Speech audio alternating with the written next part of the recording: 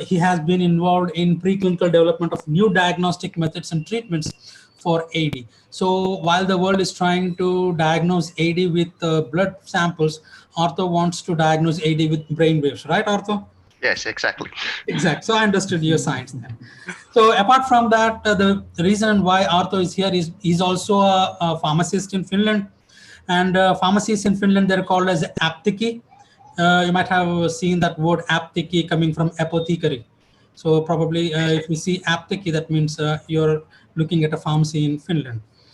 And he's a chief. He has worked as a chief pharmacist as well as in pharmacist roles in both private as well as public pharmacies. I don't think there are any private pharmacies in Finland. I think they're mostly public pharmacies. Well, actually, they are private, but I will tell you about the details that how it's organized in the Nordic system, because it's a little bit. No, yeah. Trump calls it socialism, but we don't call it that way. But it's an interesting mix. Yeah, and that mix works. That's important. Because what Trump thinks doesn't work, so let's not bother about him. So yeah, he has a good experience as a pharmacist, and that's why he's here. And today, what he's going to tell us is going to tell us how pharmacy is practiced in the happiest country in the world, which is Finland, and hopefully the methods, the ways, the practices, there might be some parallels with what we do in India, but then again, India is a different country. Don't try to compare with India, because we have our own set of problems, own set of challenges. At the same time, Finland is a totally different country with its own set of challenges. So, and I also asked Arto to here and there try to pull in some Finnish cultural aspects. So that's about Arto while he's working. And when he's not working, Arto likes to go fishing and also like to be in the woods in his summer cottage. Right? Yes. I'm glad we are glad that he's not speaking from summer cottage. He's at his home. So Arto, the session is up to you. And please go on, and we'll have questions at the end. But then again, if we want, we can initiate the discussion if it required. And I will keep an eye on the chat and convey you the questions. Arto, you have 35 to 40 minutes, and then we have a discussion. Okay. Great. Excellent. I will take a little bit time because I'm a little bit known to be not in time all the time. Yeah. So let's start with and thank you for the kind introduction, and pretty much that summarized my career and a little bit about the Finland too. So yes, I started as a pharmacist. So I think that was my main idea when I went to the university, that I will become a pharmacist and one day I will own my own pharmacy. But like I was telling in the beginning, that I found it more like a customer work. Of course, I think the same thing all over the world is that we are healthcare professionals and we try to help the people and the patient. That's the same in everywhere. So, but since it's helping patients, it's not just giving a drug like I was thinking when I was studying neuropharmacology and pharmacology. It's more like taking the whole human being involved in the process that he wants to make him or herself healthy. That's what I'm currently thinking, and that's why I'm interested about the psychology, and that's why I'm also working in the psychology department. And I found that this kind of a researcher actual work in the pharmacy is a really nice combination. So I can improve myself as a healthcare professional and also bring the newest knowledge to the patients itself in the pharmacy. And yes, I'm going to give you a talk about the pharmacy in the happiest country in the world. And it's not a boasting about that how good the Finland is, but it's surprising fact for at least for the Finns that VSW, United Nations World Happiness Report, thinks that the Finnish lakku has a country. Yeah, you can make it in a full screen. Sorry. So it seems that we are doing something right in the Nordic country, because we seem to be in this list quite high all the time. And I think now it's the third year in the row that Finnish is considered to be the happiest country in the world. It doesn't mean that we are the cheerful, this is the paradise, this is the best place in the world, and we are the winners. Not at all.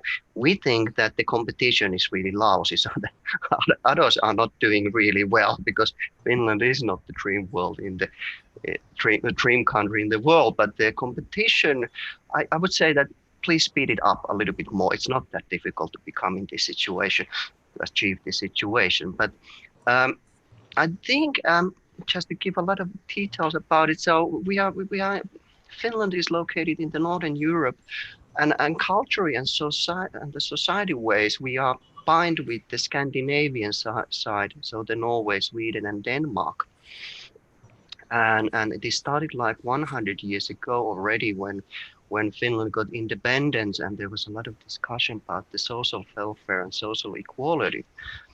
And what this area is considered to be is that we really appreciate the equality of between the people, and that everybody has the same chance in the society, and it doesn't matter that whether you're born rich or poor, you get free healthcare, free education, and you also the state provides you the services.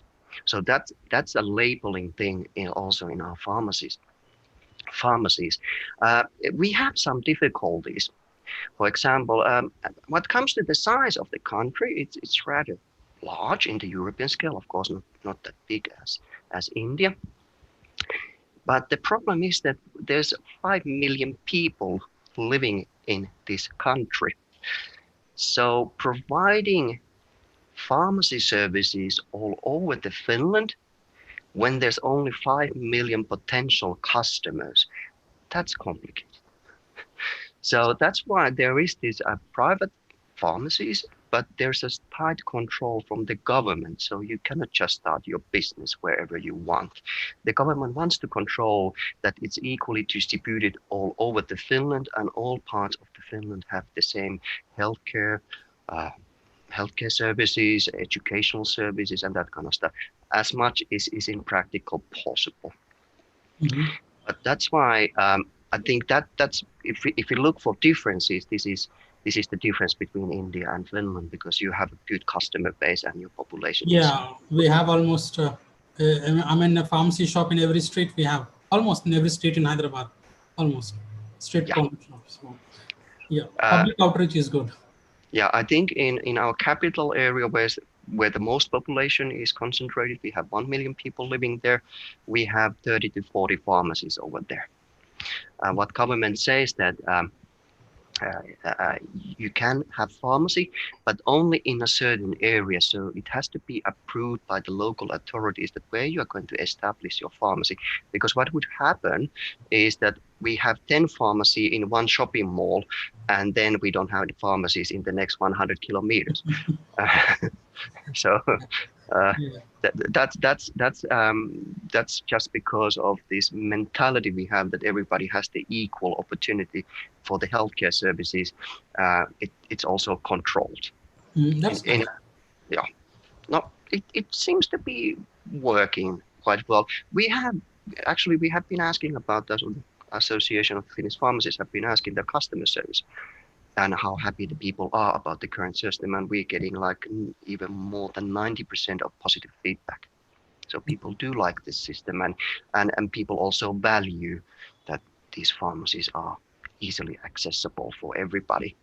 I don't know whether they don't know any other options. I think that's also the question.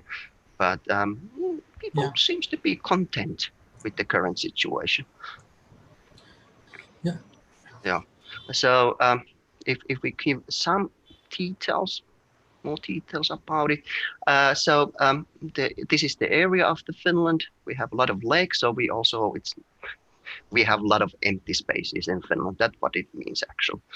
The population is concentrated around the biggest cities nowadays, and I think because of the globalization, people are gathering around the cities, so the countryside is losing a lot of population. I think in the past 20 years, it has been one of the biggest changes in the Finnish history, considering the population movement. And I think India is facing also the same thing, that in the countryside only the old people, mother and father, but no children anymore. Yeah. Yeah. Thanks to Corona, now everyone is moving to the countryside. Oh yeah. Well, I bought some more land so I can do work in the forest. That happens. What else? 5.5 million people. Um, what this graph is also telling you that the governmental guidance is quite easy because Finnish is quite a homogeneous culture. I think Lakku can agree with that. We don't have that much foreigners. It's also our fault that we have kept our borders really closed. Also, I complain about that we are remote and this is Helsinki temperature, so the highest we get is plus 15 and the lowest we can get is minus 30 degrees. So that's a limiting factor for some people. Luckily, Yeah, not that much winter or the long cold days. yeah. Yeah. I remember when I moved from Hyderabad to Kuopio, it was plus 32 when I boarded the flight here. And by the time I came to Kuopio, landed there, Heikki was telling me outside temperature is minus 32 degrees Celsius. So it was at the other side of the scale, totally. So it can get very cold in Finland, I mean, really. And it's also the temperature and also that we are quite homogeneous culture. We do have like three official languages, Finnish, and that's what most of the people speak. And then Swedish. We do have rarely any people who has a mother who can only understand Swedish or who can only understand English or that kind of stuff. So in order to survive in Finland, you really need to learn Finnish. Even though education system is really good, so younger people do understand English, but this is also in the law that if you want to work in the pharmacy or if you want to start your pharmacy or run in the business, you have to be fluent in two of these official languages, Finnish or Swedish. So that's a little bit limiting factor if you would like to come to work here in the pharmacy system. So just English is just not enough. Um, Economic-wise, we are doing quite well. I will give you some ideas about how it's going to work in the future. Education level, I would say it's rather good. 71% of the students is beyond the basic education, and we have 15 universities all around in the country. So and it's free, so you don't have to pay your education until you are PhD student when you actually paid salary. And what is good about this that actually when you go to the high school and university, the government pays you Yeah. to substitute your living cost. So of course, some students work at the same time. It's not a big money, but that's just again a proof of that equal opportunities to everybody, despite what is your background. Yeah. What is your background? And for the students, Finland is one of the countries where we consume a lot of coffee. I'm only one in my family, which is about 100 people, that doesn't drink coffee.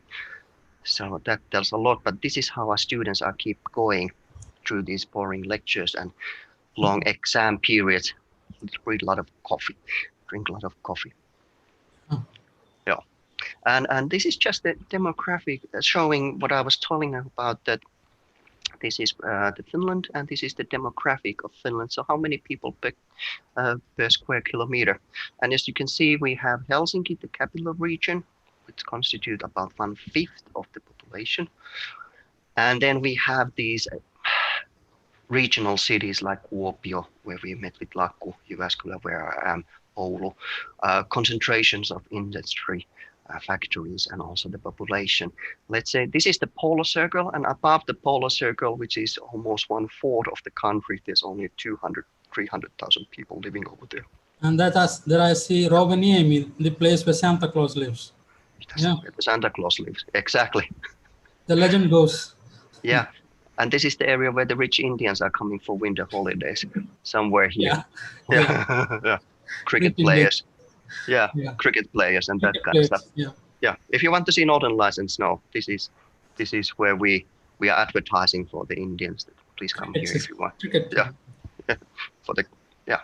So, but this like I was saying, this makes it a little bit complicated to organize the Finnish pharmacy system, and this is the problem that we might in the future have to give up the main principle that healthcare services is easily accessible for everybody in Finland, because honestly, if you don't have customer bases, the government cannot substitute enough. So owning a pharmacy somewhere here, you get all the money, of course, for the business itself, but you don't make a living with that pharmacies. So what happens is that you have the main pharmacies somewhere where you can actually have the customer bases, and then they are obligated to have side pharmacies. So a pharmacy that runs like a couple of days per week somewhere in the more remote areas.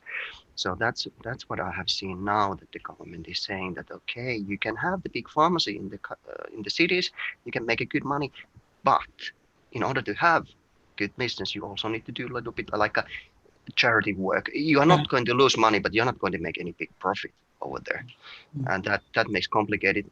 We also have these kind of online services, so ordered your drugs through the post. That's what we are thinking about. Or then you will have the pick up stops. So you go to the online pharmacies, order the drugs, and then there's a special location where you can pick your drugs. Of course, it's a little bit problematic if you talk about all the medicine, because you have to make sure that the right people get their medicine and nothing. And while traveling 300-400 kilometers in minus 30 degrees, you also have to be careful that it really stays in the constant temperature, for example. I have been working in Lapland, and what's the problem is that the wholesalers are in Helsinki, and this is about 1,000 kilometers. So when it's minus 30 degrees, sometimes our creams were frozen.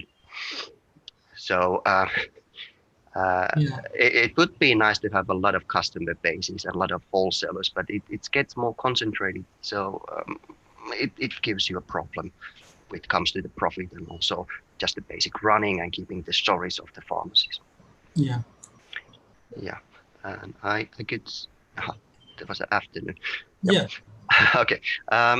Then comparing about the challenges and the differences, what we have is, I would say that Finland overall is a really good place to own a pharmacy.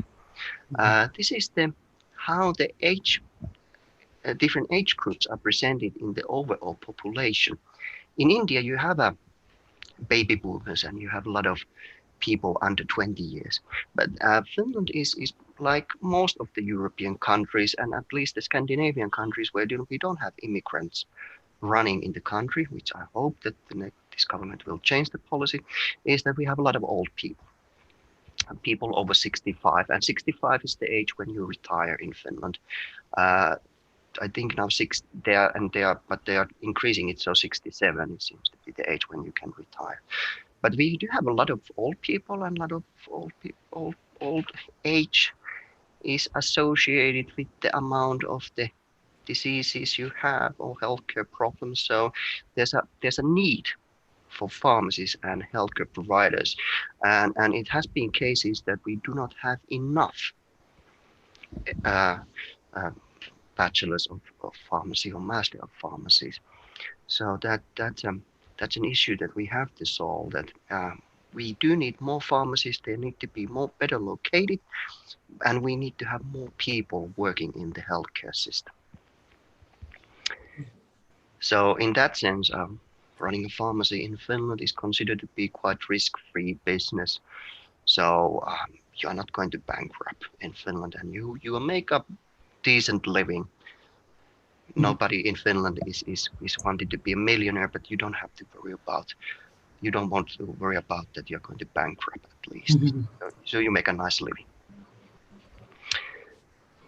Yes.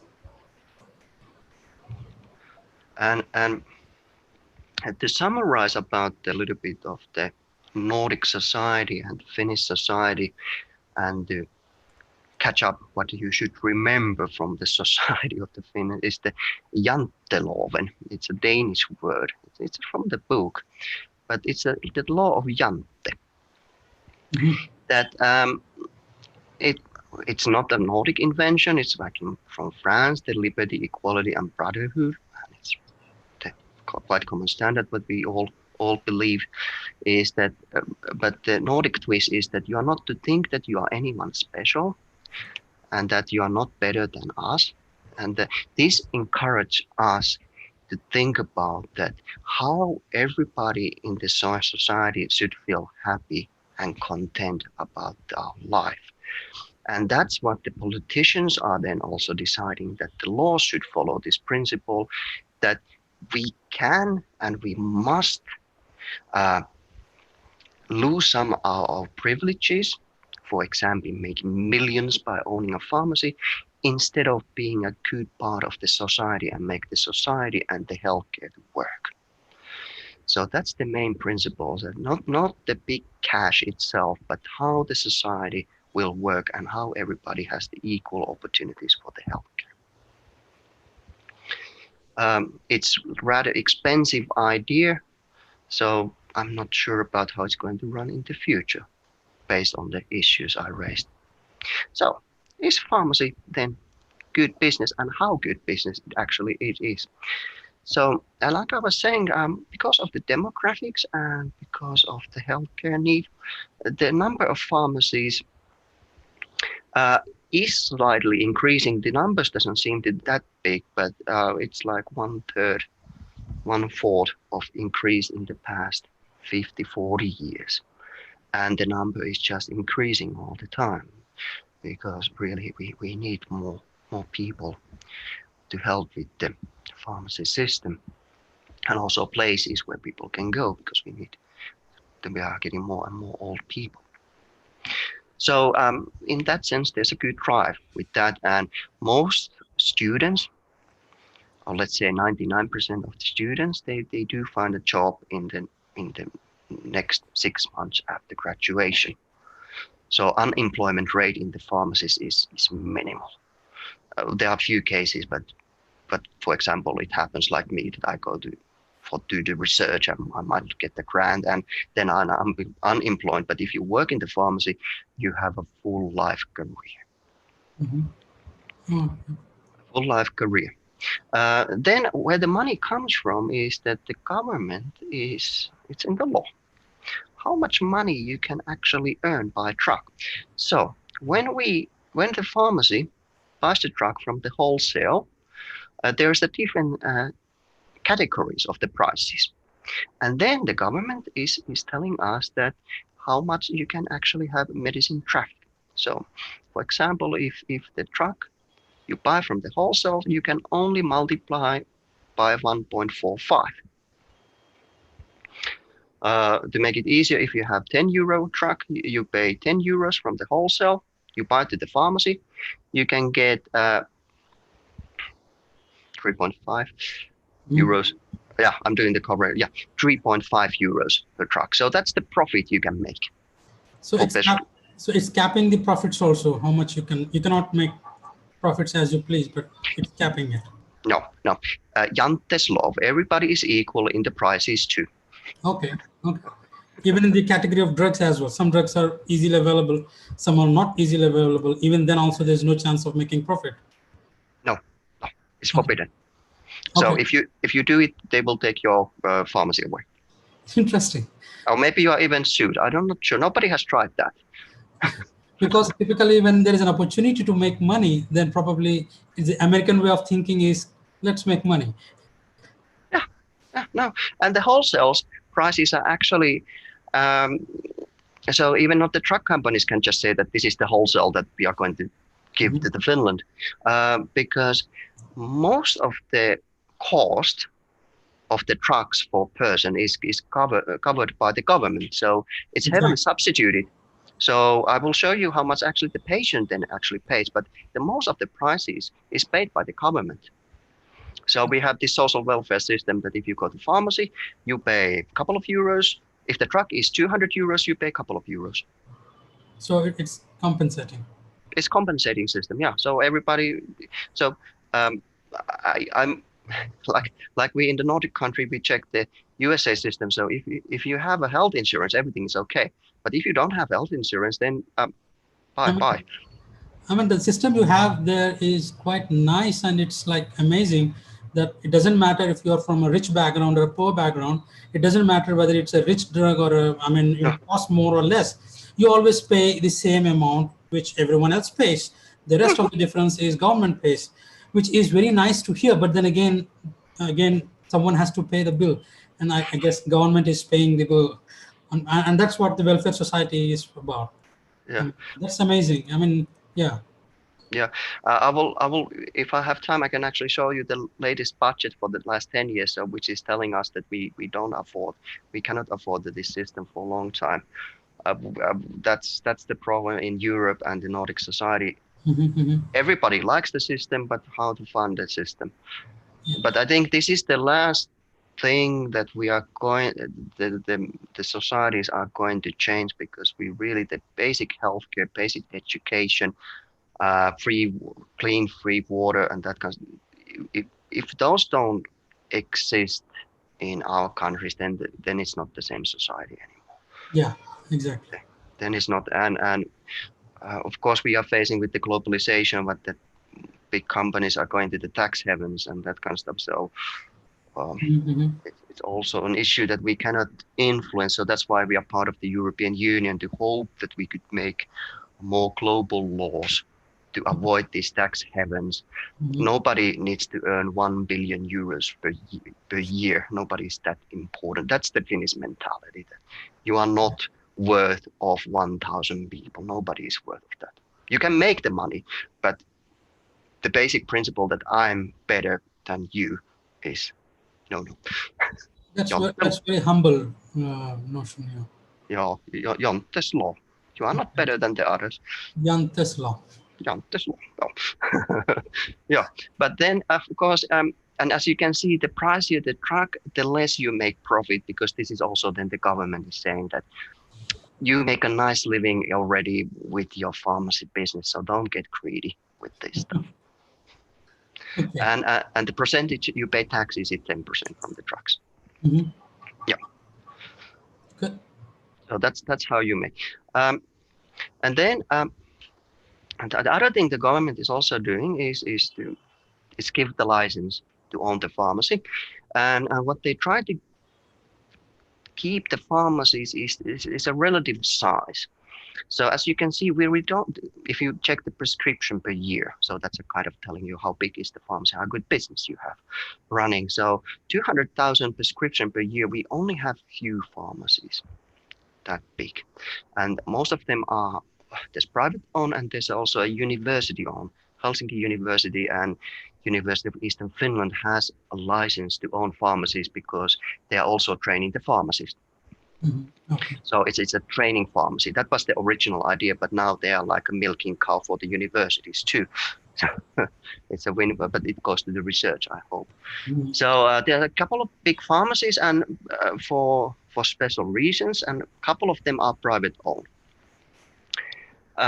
Most of them are making like 60 to 100,000 prescriptions per year, which makes a budget of 500,000 turnover. Yeah, and the turnover is like a few hundred, 100,000 or 200,000 for the owner. So it does make a good living. But if something happens, that populations moves in your area, and then the license is changed to another one, then the government starts to think about that, is the pharmacy getting too big now? And then what they do, they split the area where the license is applied, and they establish a new pharmacy on that area. So it then halves of your. So basically, they won't let anyone have a profit, or anyone get. So You can still own Mercedes if you have a nice pharmacy, but you are not going to buy Lamborghini. Let's say it this way.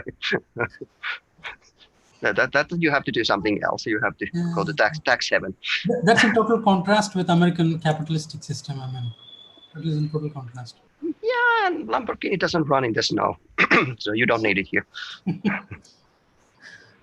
And your neighbors won't be that jealous. That happy also. Yeah, they won't throw stones to you. They still keep talking to you. Yes. Yeah. And this is the income from medicines in the sales. So based on the final price that you sell to the customer, so the manufacturers and wholesaling is the dominant part. And then what is left to the pharmacy is about 20% of the whole price, and then the state with the taxes and other payments takes 15%. So the problem is that the manufacturers and wholesaling, they are global companies, and that's why I'm talking about the tax haven. So I would say if we want to improve the system and the society in Finland, we really need to work with the manufacturers and the profits that they are getting. Of course, they need for the development, I understand that, but in order the social welfare and the pharmacists who work in Finland in this system, we have to make a profitable deal for everybody, that also the manufacturers and the wholesale prices will go down. Mm-hmm. Or they have to be taxed in different way, if possible nowadays. I don't think so because of the globalization. Mm-hmm. But the pharmacies are not, as you can see, it's really tightly controlled, so they get like 20% of the price. And for some reason, because it's an easy solution, the politicians always say that pharmacies are making too much money, and they can change the tariffs rate.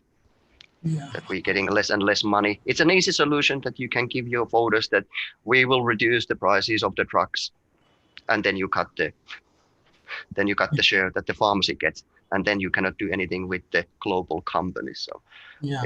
it's a short-term solution, but it works with everybody. Not we. That's the human nature. But do you allow generics? Yes, that came. Yeah, there was a big fight about it, but we have had like 20 years, and that really reduced the cost and also the profits of the pharmacy. Yeah, yeah. If it's reducing the cost, I mean, if it's reducing the cost, then that's better for government because it is going to pay the bills at the end. So it would help. Yes, yes. And overall, everybody is happy with the current system that the generics came. Yeah, of course. Now we are fighting with the biological. No, well, there's the patents. I think the same there, that you cannot start making generics or you can sell generics because of the patent rights, and patent rights Yeah. are the thing in the Europe and in the USA system. You get really a lot of in trouble. But let's say for the third world, for the African countries or less developed countries, I think the patent rights issue is something that we all should also think about as a society, and also in the northern society, because we just simply don't have money to Yeah. give that big profits. So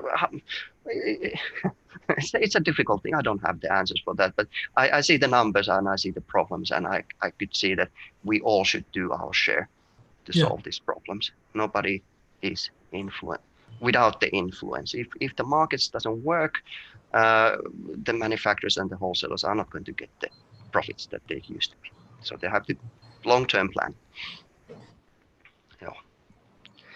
And if we then check here how the overall, because Finland, we have free healthcare, free hospital, free special care, and that kind of stuff. So the overall Finnish budget is only 2.7% that the pharmacies is constituting. Mm-hmm. So it's not that much. So overall, if we talk about how to get our budget to the balance, we should focus on the special medical and hospital care. But since we have the increasing population of older people, I think this number just keeps increasing and increasing and increasing. So when we talk about the differences between India and Finland and the problems and challenges we have, the old age, the increasing cost of the whole healthcare system to the society.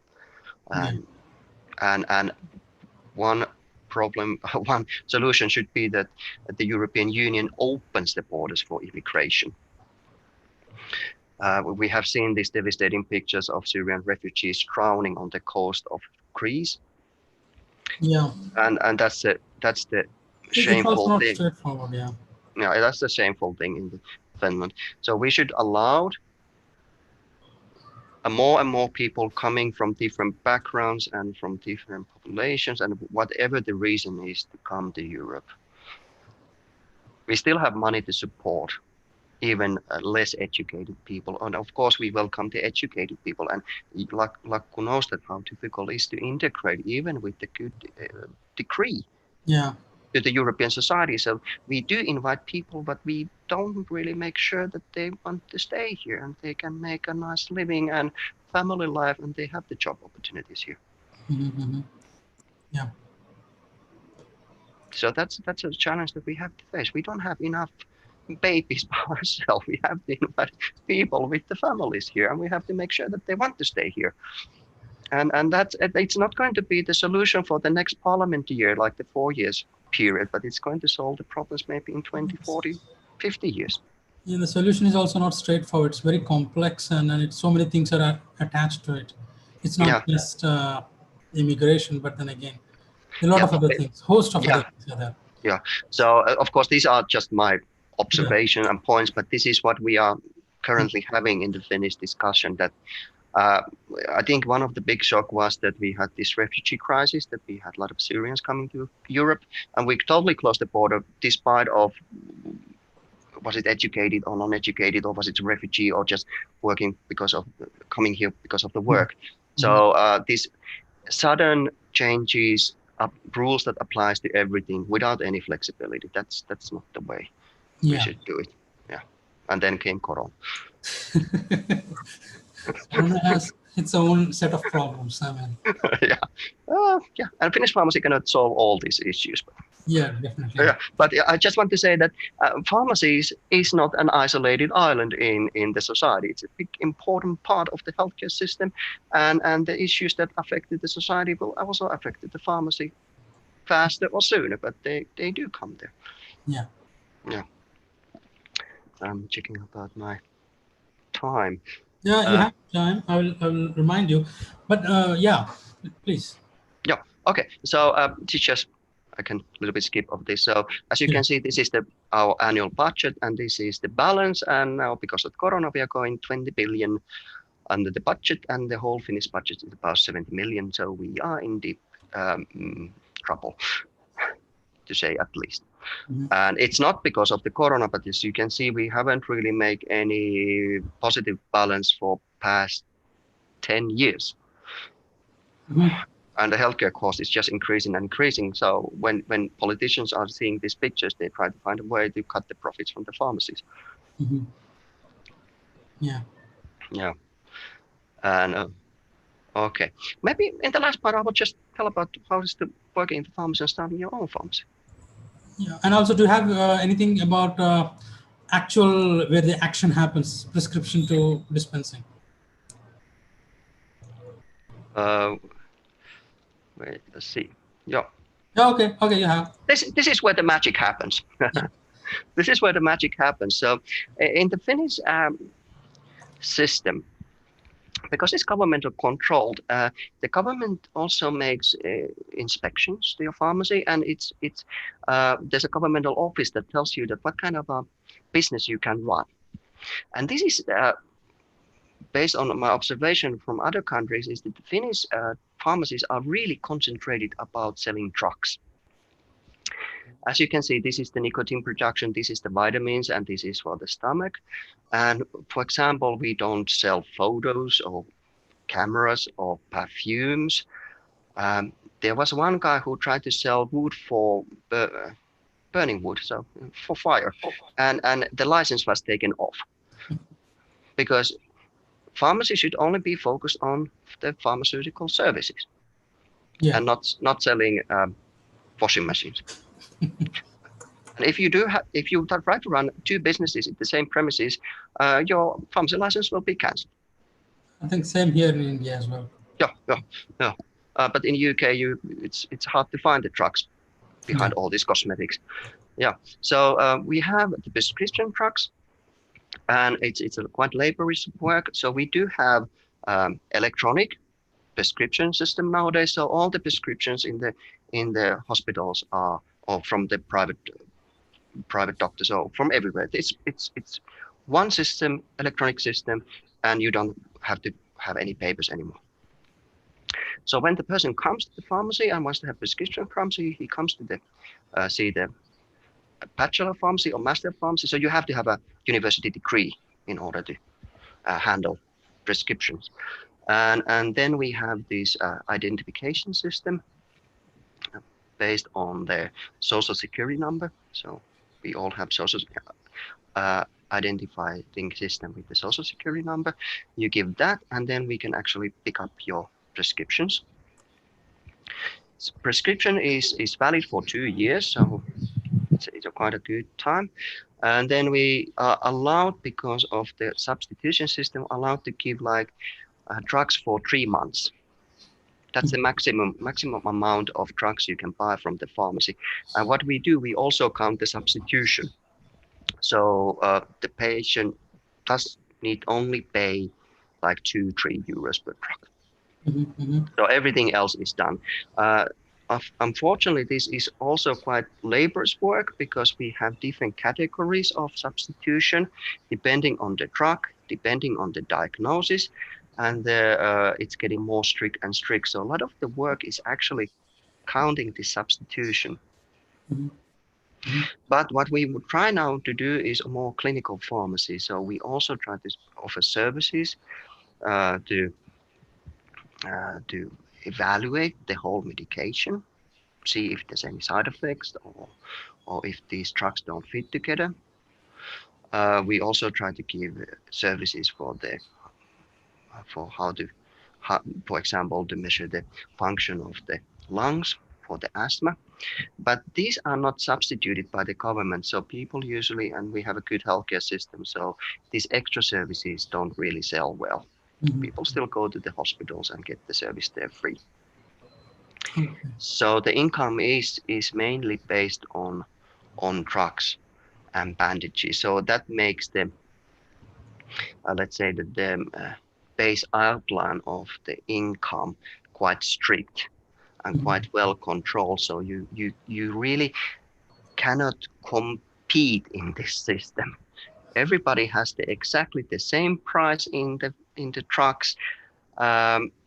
You cannot really move your pharmacy to the better position.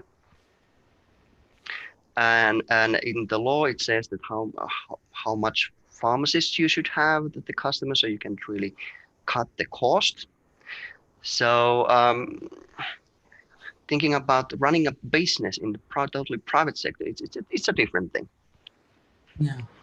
It's a different thing, and then there's associations with the government and the Finnish Pharmacy Association that what is a good living.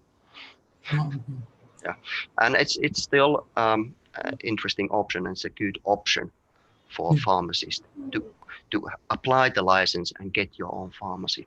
It's still affordable, but business-wise, it's quite limited what you can do there. Yeah. And as I was saying that now we have these, we try to digitalization. I think it's going to. We have been talking about that 20 years, but now it's actually happening because we have to do it.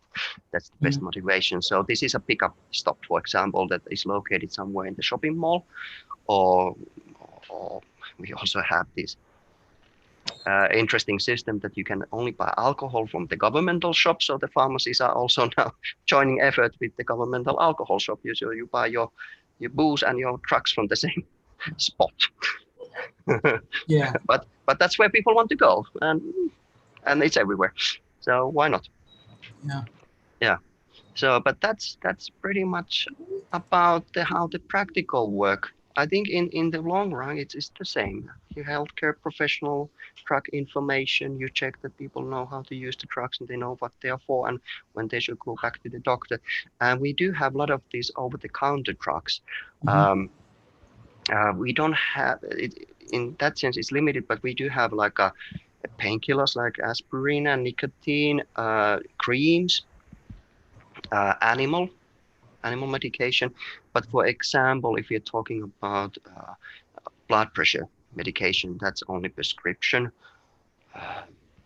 Diabetes, all the diabetes drugs are only prescription. So so in that sense, it might be the difference between different countries that what you can sell without prescription. Why do you need prescription? Yes. Yeah. Yep.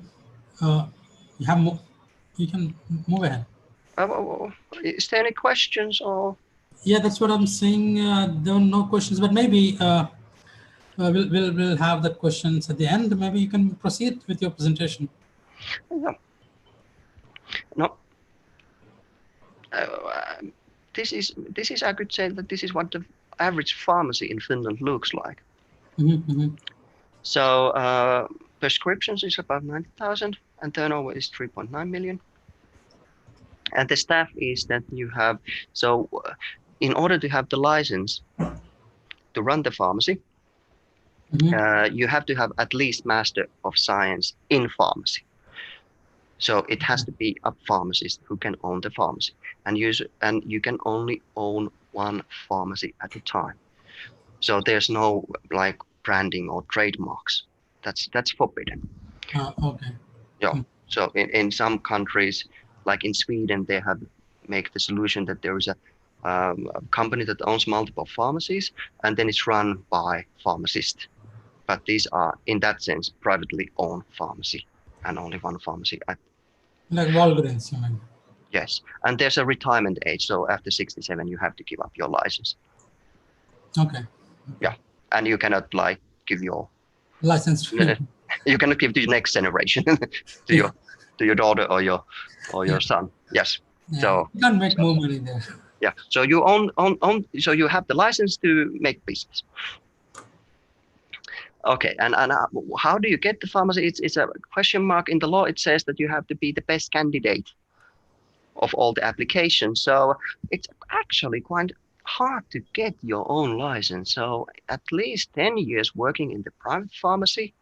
Also other degrees, for example, from economics, and maybe a good academic record, so professorship or associate professor would be considered be good. And also that you are a little bit politically active, so you know about how the healthcare system in your city or in your town works. Mm-hmm. But then there's a board that gives the pharmacy to the most or the best candidate, and what is the best candidate is case by case, license by license.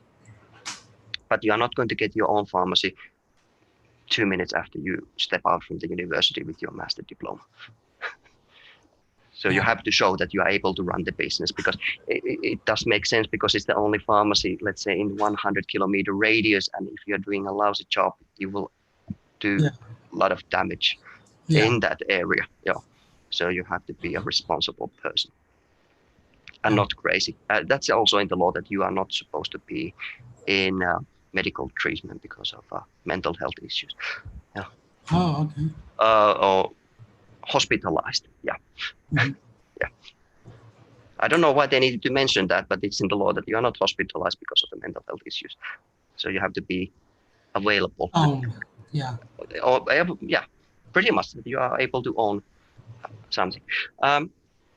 But if you work in the pharmacy, so the annual income is about, for the master, is more than 4,000 euros. You pay taxes about 30% of that, of course. Bachelor is also, it takes 3 years or 2.5, because you have a 6 months of practice, and then you get like 3,000 euros per month. Okay. So these positions, and we can see that when we check the statistics of how many people apply to the pharmacy to become a bachelor or master in pharmacy, only 20% is accepted. So it's one of the most competitions. It's one of the places in the universities where it's really hard to get in. So Mm-hmm. this profession is really valued in our society, and it's considered to be a respectful job, really respectful job, and a good career, and with a reasonable salary to support your life. And of course, there is always this option that you can start as a bachelor, then go back to university, get your master, and then you are also capable of one day apply your own license. This is the private system. We do also have companies that really want to have pharmacists and people with the education in pharmacies to work in the companies. But as such, in Finland, we don't have that many drug companies Mm-hmm. to developing drugs, and they are really small. So that's more in France or Sweden or Denmark or in UK, Yeah. drug development itself. I think Orion is involved in some drug development. Orion is a Finnish company, right? Orion is a Finnish company, and they do have a couple of products. Um, One is for the cancer and the other one was for the blood pressure, which is selling a little bit, but it's a small company, so the new innovations comes once in a while, so they don't have a assembly line for innovations every year. But yeah, so we do have a little bit our own drug manufacture and innovation. So let me check if there are any questions. Arto, if you can finish your presentation, then we can open it for discussion. Maybe some students would like to. Yeah, no, I can just summarize a lot of talk, maybe a little bit nonsense, not that easy to follow. But the challenge is in our system is that expensive, can we afford? Can anybody afford? And then what is also a big thing here that we want to keep the drugs and even the over-the-counter drugs in the pharmacies itself, because we value the services that we are giving and the drug info, and it's considered to be like the first step of a normal people or patients to come to the pharmacy and ask whether I need to go to the hospital or whether I need something more severe. So because the hospitals are really expensive and they don't have that much opportunity to take care of the patient. So the pharmacy is the first stop where people come to ask about that. What's wrong? What kind of help I need? So we have that's something what we have in India as well. Pharmacies are the first window where anyone goes to see whether they need some help or not. Yeah, and it's a big responsibility. So that's why we value that the education is, there should be a couple of Master of Science in Pharmacy and at least Bachelor of Pharmacy. Yeah. And the education is 3 to 5 years. And of course, we need additional training. So that's also the opportunity. So there's a lot of need for different kind of services, I think, in the future. And when we get the substitution and the price correct, people are happy to use our services. Yeah. For example, why not to give a vaccination in the pharmacy? It's not that difficult technically to do. Do you give vaccinations at pharmacies? It's forbidden.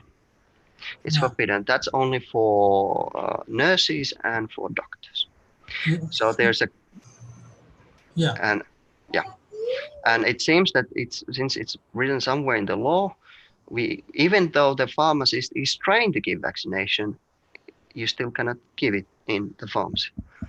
That's quite contrast to what in USA, the pharmacists, they can actually go ahead and give vaccination.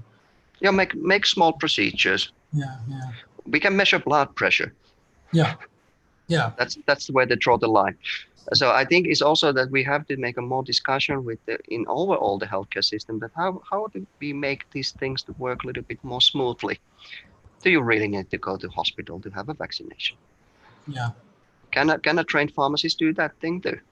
And is pharmacist only the person who sells the drugs? Or I think with our education, we can do a lot of multiple things and even small procedures. Yeah, greater role in patient care. Yeah, and the one thing I was telling the opportunities is the digitalization, and there's a lot of work. And I think if you have any kind of a pharmacy experience with computing skills or IT skills, establishing online pharmacies and make these services to run. And I think you don't have to be in Finland to make this business to run, but just sell services to Finland is a booming business. Oh, okay. When you check nowadays the online pharmacies that we have, they really, they are not the best examples, and people have difficulty to find them and find them user friendly. And of course, there's this barrier that it's also the older people, but people have used to that okay, there's a pharmacy pretty much next to the shop where I go, so why do I need an online pharmacy? But when we don't afford to have pharmacies behind the corner, then people should use online pharmacies, and that's what pharmacies are now investing money to establish online pharmacies, so they are ready when the people feel that they need the service. Makes sense. Cost cutting. I mean, Cost cutting, yeah. yeah. Better customer service, opening hours, Yeah. more flexible opening hours. Yeah, How about the prices? it's the Are they same. It's the same. There's no benefit of prices. They don't typically to store drugs. You have the pharmacies have to spend some money.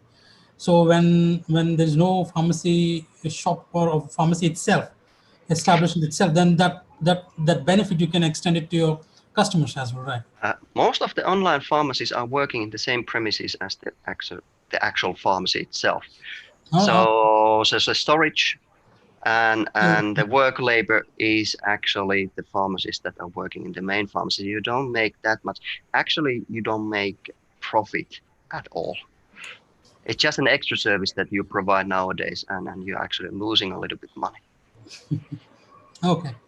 But there's no customer basis for this yet to make it really profitable. Okay. And since online pharmacies are only also limited that one online pharmacy, you can have one pharmacy and you can have one online pharmacy. So you cannot really make like group of pharmacies running one online pharmacy. Okay. So Yep. that has to be changed too to make it profitable and make it more flexible. Yeah. So you're done, Arto? You have more slides or? I'm ready for questions, but I think Okay. All right. this gives the big picture of the Finnish system and Finnish pharmacy system, and it's not that different, a little bit different challenges and really different mentality. Yeah, mentality, especially Yeah, yeah. mentality is the main. So that was a nice overview, I would say, of the pharmacy practice in Finland. You have really given the real numbers. I was expecting that you will show some pictures, but then again, you all went into numbers and tried to work out what's profitable, not profitable.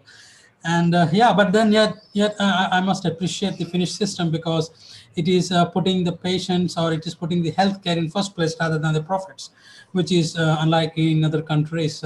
So that's something very bold, I would say. Not everyone would do that, but then again, Finnish government and the Finnish society, following the law of Jante, if I have pronounced it right, Yeah. uh, everyone is equal regardless, and so that rule also applies to pharmacy. I hope students, let's take hear from some if students have any questions. And and like just like Finnish students, Indian students also very shy, but then maybe if you break the ice, let's see if you can fill the questions or not. I'm So I'm, re- I'm yeah, really bad with jokes, so yeah, I'm saying your sense of humor didn't change at all. So yeah. But I'm really good breaking ice. Everything so is good breaking ice, actually, actual ice, but no. actually that's not the Yeah, yeah. yeah, yeah. So students, please raise your hands one by one. Ask if any kind of questions. There's nothing like a good or bad question. Just ask it. I'm here. Arto is here, and we are all here to make it in a way it is more edible in case if needed. So yeah, students, please. Well, I could go first, sir. Yeah, please go ahead, Savan. Yeah, welcome, Dr. Arto. So basically, in one of your slides, you actually showed a infographic wherein it was representing the healthcare expenditure annually. So wherein I just realized that the share, yeah, exactly the slide. Okay. The percentage of oral hygiene is 5%, whereas the community pharmacies, its share is 2.7 percentage. Yeah. So is there any I mean, this could be weird, but is there any specific reason for giving more emphasis on oral hygiene in Finland? Uh, that's a good question. So I do know that if you go to dentist, Very expensive. it's very expensive. Oh, So I had this unfortunate accident. I was eating a date with the stone, and I broke my teeth, and it was altogether 700 euros to fix the teeth. I lost all my wisdom teeth to the dentist there and charged me 2,000 euros.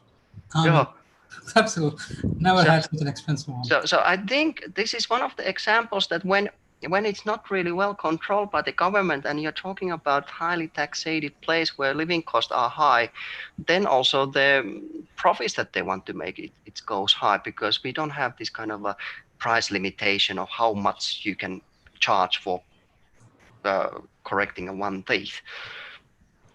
So I think if this would be like a little bit more free society, the pharmacy share should be like 10%, Yeah. 15%.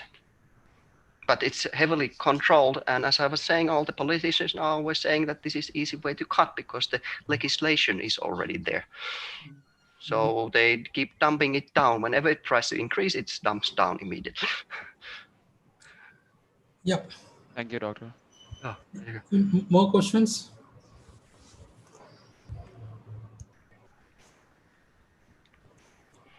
Greetings, sir. Yeah. Sir, looking at the current situation, which field in pharmacy you think is one of the most important right now, like to be work upon, as per you? Yeah. Any field? I think I lost couple of words in the between. So can you repeat? Okay, sir. During the current situation, like during the COVID or whatever pandemic, Yeah. what, as per you, which is one of the most emerging field in pharmacy that should be work upon or something we can look up to in the So near future? In terms of career, you mean? Yeah, in terms of career or knowledge, everything. I would say. what is important for the career in the pharmacy in the future? What would you need? Yeah. It's not here, but I think the integration to the other healthcare professionals. It was surprising for me too, because only recently, like 2 years ago, the government gave license to run a private pharmacy in a university hospital. For some reason, some historical reasons, we were not allowed to work in hospitals. I think the reason is that it's not good that the man who describes the drugs is also selling the drug, but I think this was taken a little bit too extreme. And I think clinical pharmacy is going to be a changing factor, and I think something that should be investigated a little bit more. How does it go? Like I was chatting in the beginning, I had this experience that I have a pretty good in pharmacology and really like this stuff. But when you go to work with the patients, it doesn't help you to tell that this drug is doing this if the patient doesn't believe that it relieves the pain. Yeah. So we need a little bit more like, let's say, a team of people cooperating that the patient gets the treatment that they think that they need, and getting this kind of social aspects to that how, for example, if you are old and lonely and you don't remember to take the drugs, it doesn't matter if we sell the drugs, but if a person just has an Alzheimer and doesn't remember to take the drugs, is the issue. So integration to the other healthcare system in multiple aspects, and bringing our knowledge and our expertise also for the hospitals, because it's not like that they are not waiting us for there, that I wish that pharmacists could come here, but we have to sell our expertise also to the other healthcare professionals and make these connections in mind what is good for the patient. So you think clinical pharmacy is the field, and pharmacovigilance is also something a pharmacist does there, or it's totally taken care by somebody else? No, in the private pharmacy less, unfortunately. There is a local attempts that meetings. So we do have I try to keep when I go to work in the pharmacy that I have a meeting with the local doctors, for example. That what is the special issues, what we need to do, what kind of drugs we need to keep in the storage, for example, that they are available there. But nothing like really severe or functional system in that sense. It's still hospital and pharmacy are separated from each other, and everybody seems to be happy with that. And they don't understand what could be the beneficial of the cooperation. And pharmacovigilance, it's then we have so-called hospital pharmacies, as you also have. So it's kind of if you leave from the pharmacy school, yes, there's a specialization from the private pharmacies and also for the hospital pharmacies, and that is then focused more in those people that go to the hospital pharmacies, even the clinical pharmacy. Mhm. Yep. Any more questions, please? Excuse me, sir. Yeah, please. Go ahead. Sir, I wanted to ask that what are the qualifications or the prerequisite requirements which are looked upon when someone wants to join a pharmaceutical company in Finland? So if you go to the, no, I don't have the qualification as such. But it's we are part of the European Union system, so it applies to pretty much everywhere. If you want to work in the private pharmacy, you have to have a degree, a bachelor or master degree in pharmacy, and it needs to be recognizable or validation needs to happen in the working country you're coming in the European Union. And maybe you need to take a couple of exams or need to discuss with the university that and the local authorities that you need to have some other education. And those exams would be in Finnish language. Oh, That's the next. yeah, that's what I was about to say. That's if you want to work in the private pharmacy, you need to speak at least Finnish or Swedish. Yeah. Okay. So that's a breaking point. But if you work in the companies itself, where you don't have customer work and you don't want to work as a licensed pharmacist in the private pharmacy, then hospital pharmacies, for example, is a good option to start with, or drug companies. But in private sector, learn Finnish, and as Lakku knows, it's easy and fun. Okay. Yeah. Too much of fun. Yeah, it's too fun. So that's why people don't learn it. Yeah. That's one of the reasons I didn't take it. Yeah, it's just it's a Finnish language is tough. Let's agree there. I mean, it's not an easy language. It's easy, but it's Finnish Ukrainian language that only Finnish, Estonian, and Hungarians kind of talk, and it's nothing to relate it with the English or anything that really matters. Yeah. So. And when you're surrounded by people who speak English, then probably you're least bothered to learn the language, as you might have seen. Yeah, but it's doable. It's doable. Definitely doable. Yeah, it's doable. Yeah, welcome. No problem with that. Yeah, I encourage most students to ask questions related to pharmacy practice. So yeah, I think are there more questions? Let me see. Sir, I have one question. Yes, Manas.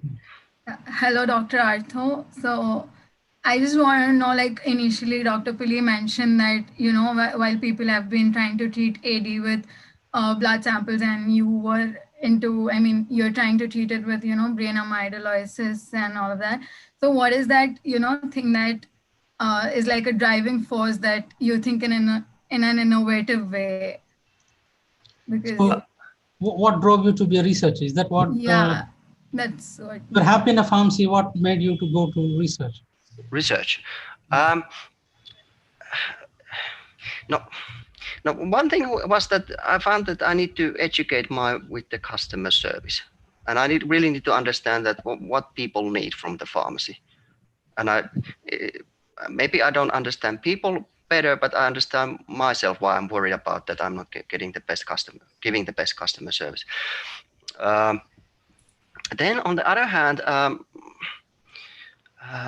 working in the pharmacy, it's a hard work. You have 50, 100 customers per day, and you don't have the energy in the evening perhaps to go in when you are in the university. That's, I think, one of the best times in the world. So you get the newest information, the newest theory, and how should I deal with the patients, how we can cure because I think that that's the biggest motivation we go to this field, is that how we can relieve the symptoms and how we can cure the people and patients. But in the pharmacy it's more mechanical. I don't want to say that it's better or worse, but it's different kind of thing. That people come there, they have the disease, they need the drugs, so you have to help them to understand that take this drug, take it like this, be careful with that, and I hope to the best. But I want to work in the neuroscience that field. That I still want to find new cures for the patients, and that's the driving force for me. And also, it's important to have the time to keep updated what is going, the latest development in most of the field. Yeah. But you cannot follow everything in the world what comes to but I'm interested about the memory. And then when I go to the pharmacy, I actually I work like an Alzheimer and dementia specialist.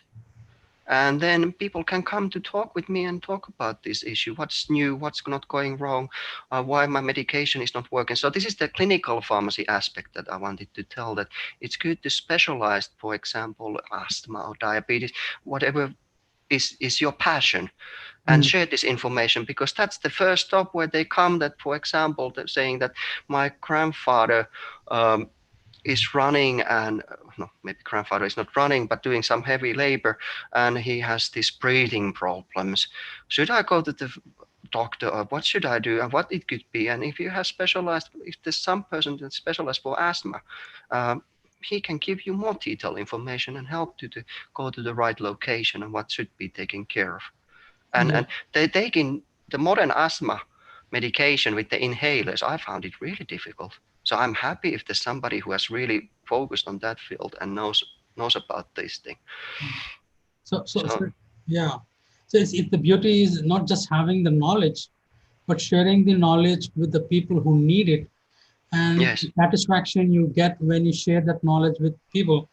And then you look at, thank you. That's what drives people to come back again to the same mechanical pharmacy. I mean, you said there's not much new in pharmacy. Yeah. It's kind of a mechanical thing. But then again, the moment you start sharing your knowledge, that makes the difference. Yeah, that's a good customer service, I say. Yeah. That you keep update what is going on, and you know the answers. You are not doctor, you have to remember that, but you know when doctor help is needed. And also thinking about I'm now 40, I'm working 20 years in the pharmacy, and if I would work till 67, I think the retirement age will be 70, so it's 30 years more. So how do you keep yourself motivated that it doesn't become mechanical? Here's your aspirin, €2.50. Thank you. Next one. It's not the it's not good pharmacist work. So you have to keep yourself also motivated. And for me, getting know about these new things is what drives me to be a better pharmacist.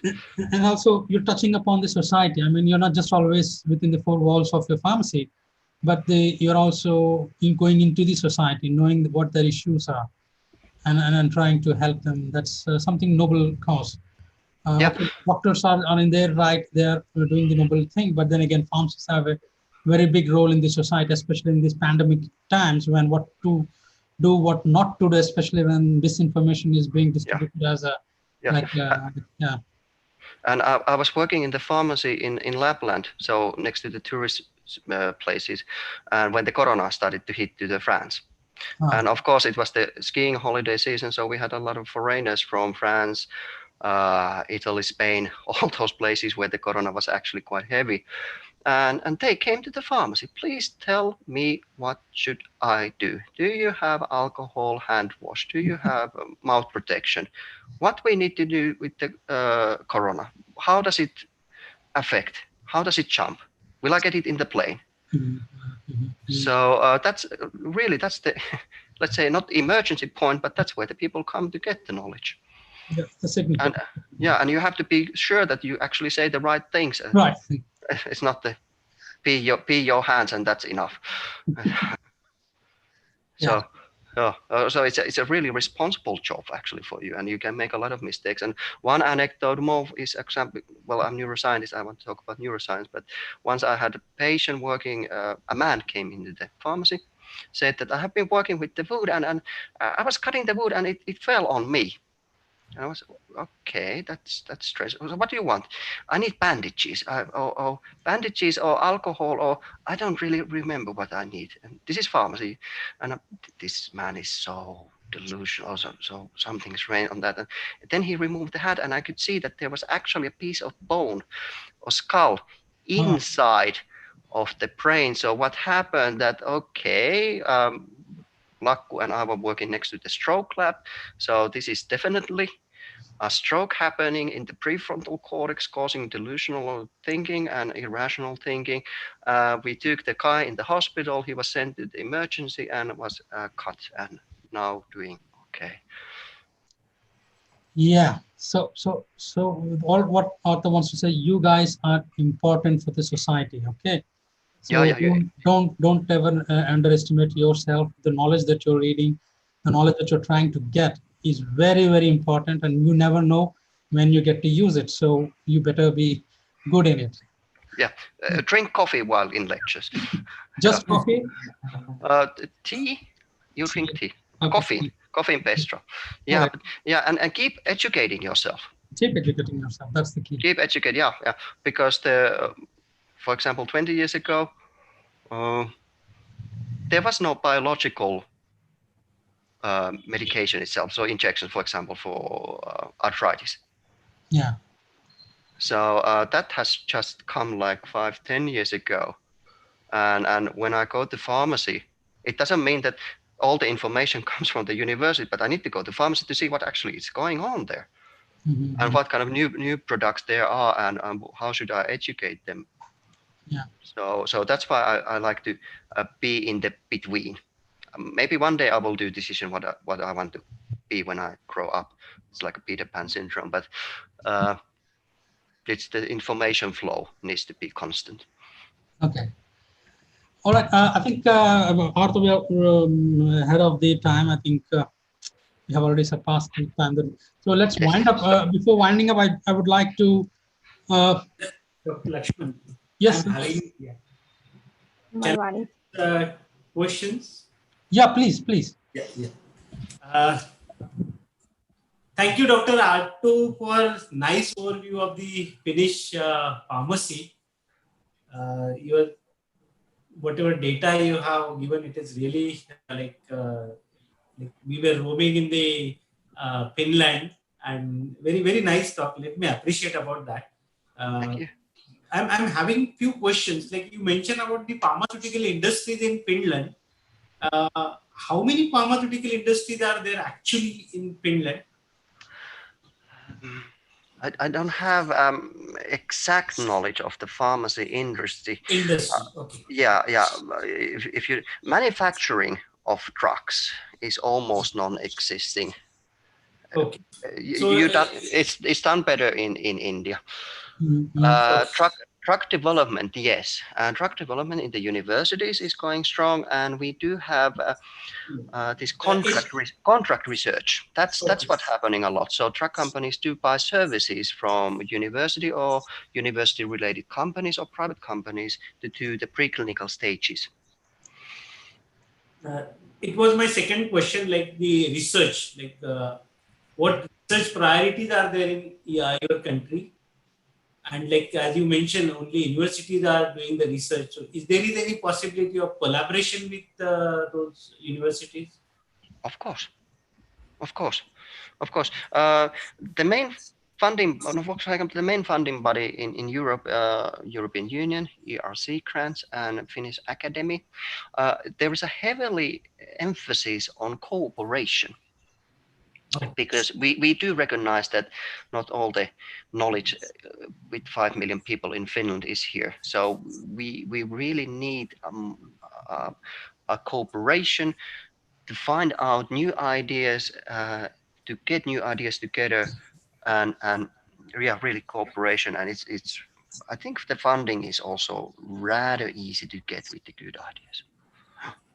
And of course, your country is the number one country as far as the happiness index is concerned. So if our students want to, if they want to join any pharmacy in your country, or maybe if they want to join any universities for the higher education, what are the possibilities for our graduates? To come to study in Finland, for example. Yes. If First one is for study and second one is for the job opportunities. Okay, I will talk about the education first. So the education is free here. So now they are trying to have like a There's some normal fee. Normal fee, which we really don't like, but in principle it's free. So anybody can come here and study, and let's say most of the universities do have an English programs too. I'm not sure about the pharmacy situation, that you get the full degree in English because of the dominance of the Finnish language, but other education systems, or if you want to do BSc in Finland in English, no problem at all, just apply, and there's open calls all the time. Coming to work in Finland, I think Lakku is and the expert. I have found it really easy, but it might be related to that. I mean, if you want to find English is must, and any postgraduate degree you could find easily and train to PhD programs. Master's programs are also there. They're all in English.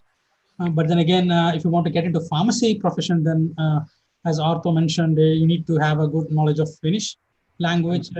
And if you have Finnish language, and the main thing is to get integrated into the society, then only you can help the society in terms of pharmacy profession. So yeah. So, but the thing is that there is work. There's not unemployment in pharmacy. Yeah, there are job opportunities, plenty of job opportunities. Only thing is you must have the language proficiency. So if you have that one, then the very good prospects are over there. So and nice living. Nice. Dr. Lakshman was there in Finland, I think, for 1 year, right? 7 years, sir. 7 साल गुजारे मैंने वहाँ पर. Oh, great. So I have been in 7 years, right, Arto? 7 years. Yeah, we considered you as a Finn. Yeah. And then I ran away. then you escaped. Yeah, that was very wonderful interaction with you, Arto. I liked it very much. I think, sir, with your permission, if you have more doubts, no. Should we wind up? So, let me ask one of our students to present vote of thanks to Dr. Lipponen, who has spared his time to spend with us now. So, may I request Ankita, please present your vote of thanks. A very good afternoon to everyone.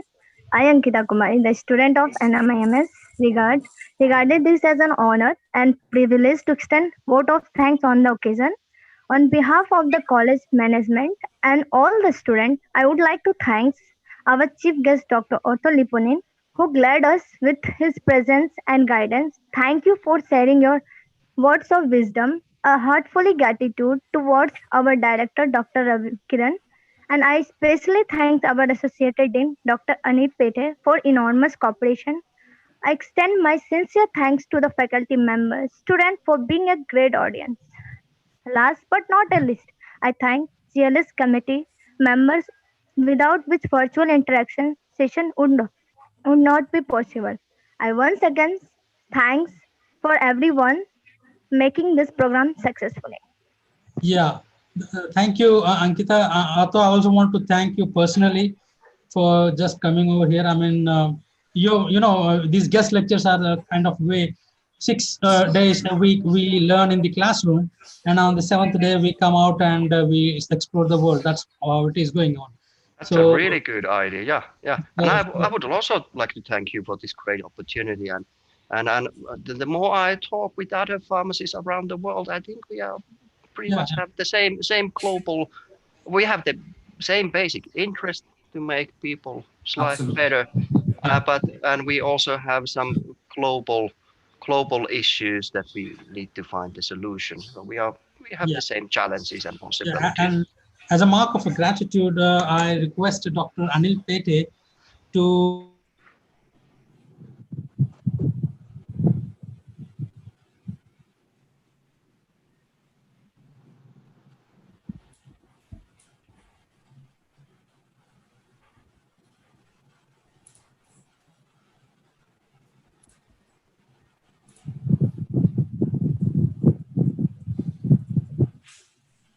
Lakshman sir, we can't hear you. Dr. Lakshman. Yeah, there may be some issue there. So perhaps he has lost the network Yeah. connection. Okay, no issue, sir. You have the certificate. No, he will be back, sir. He will be back. Yeah. Yeah, he's back. Okay.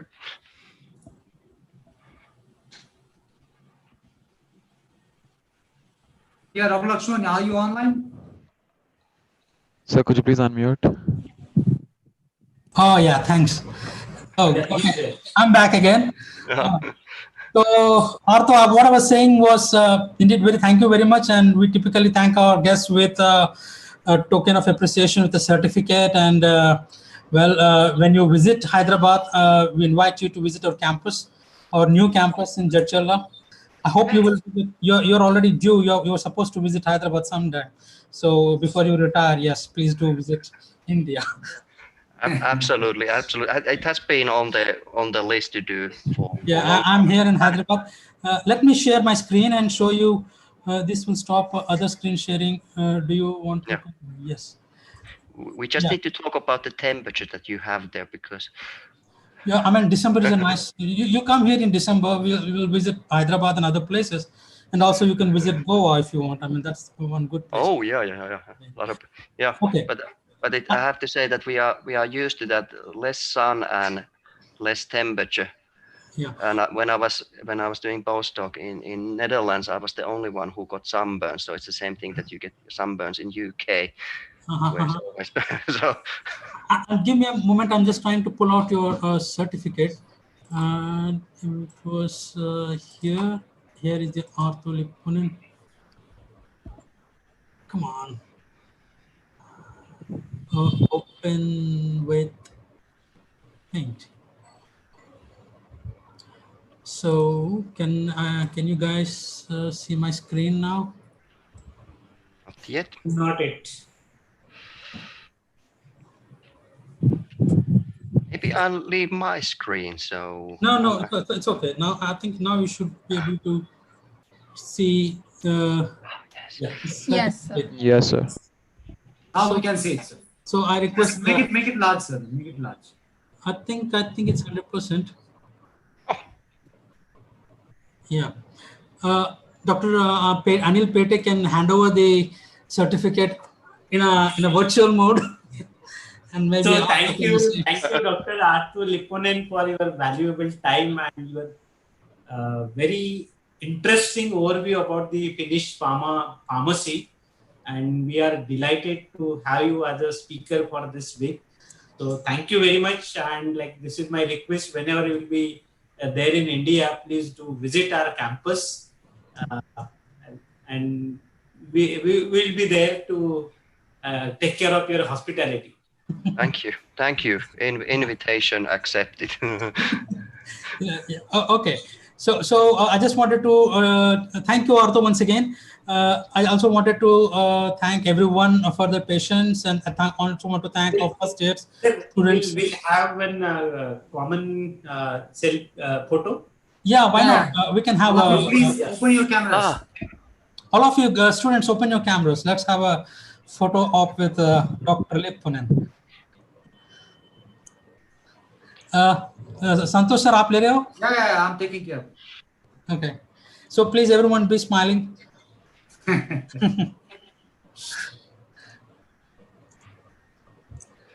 Aditi, Vinod, and Anandita, Amrendra, Divya. Probably they're thinking they have to or they have not. Just a minute. One more one.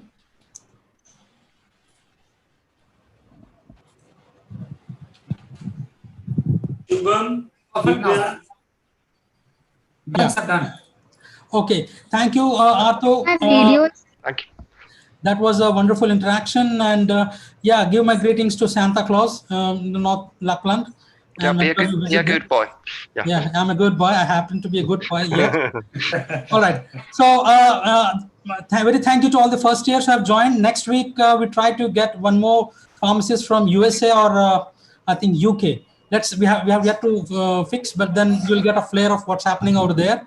And thank you very much for joining with us. And we'll see you next Friday because Saturday is a holiday next week also. Yeah. So yeah, it's Vinayaka Chauthi, so it's a holiday. We meet on Friday. Thank you, Arto, and all of you. Thank you very much for joining with us. Thank you. Namaskar. Bye bye. Namaste. Now I'm ending the meeting. Bye. Yeah.